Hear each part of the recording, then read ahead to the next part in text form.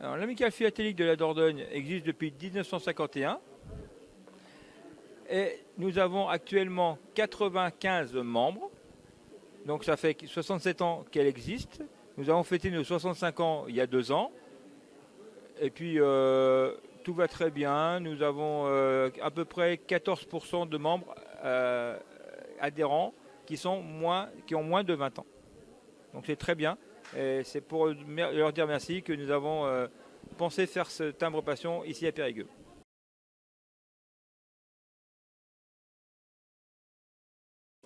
Alors timbre passion est dans nos têtes dans le club, pas depuis Toul, mais avant.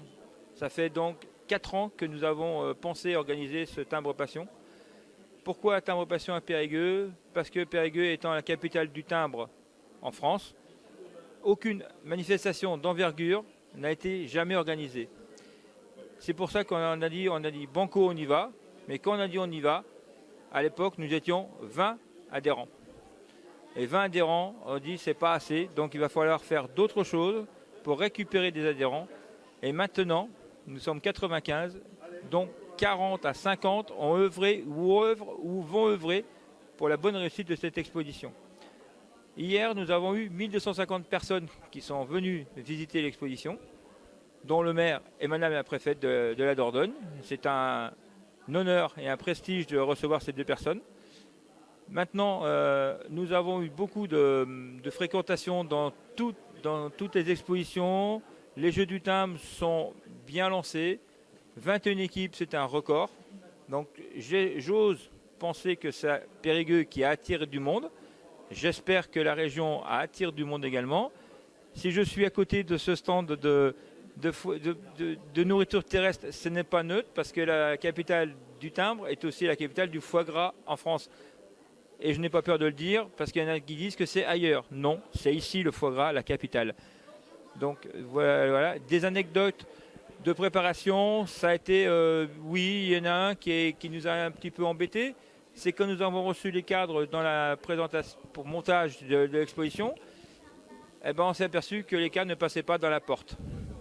Donc on était obligé de tout décharger dehors et mettre les cadres un par un dans les salles. Et là, c'était pas facile.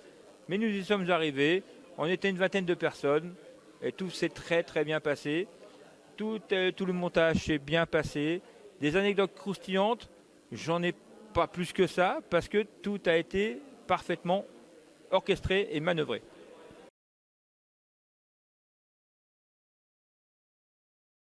Et le bilan espéré, c'est déjà que tout le monde soit satisfait avant tout. Nous, au niveau de la fréquentation, le but du jeu, c'est qu'on espère avoir 1000 personnes par jour au niveau de l'exposition. Le premier jour, on était au-delà de nos espérances.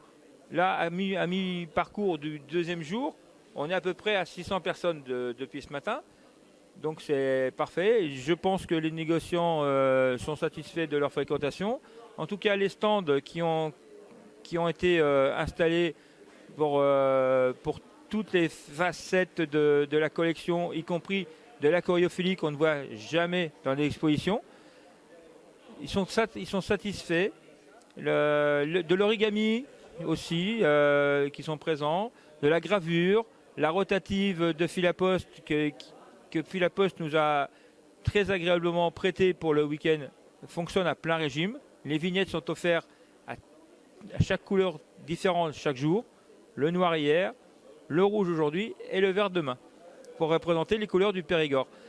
Le but du jeu, le but de cette opération n'est pas de gagner de l'argent, c'est de ne pas en perdre, tout simplement. Et la satisfaction d'un travail énormément bien réussi et une fierté.